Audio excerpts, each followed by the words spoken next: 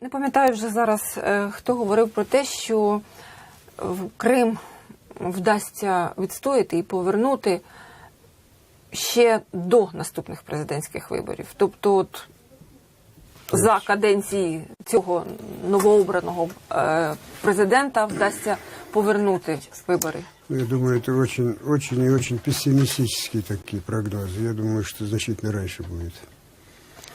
Тобто ви оптиміст. Раніше це коли? По-разному говорят. Говорят, может быть, несколько месяцев, но более пессимистично 2-3 года, может быть, протянется. Коли ви говорите про кілька місяців, на що ви сподіваєтесь? Що? От сьогодні, от саме, на що сподіваєтесь? Эта аннексия противоречит всем международным нормам. Да, конечно, мы имеем дело с государством, которое не считается с международными нормами. Но есть реальности, от которых ни одно государство не может уйти. Это изоляция, она будет продолжаться. Россия будет нести значительный экономический ущерб.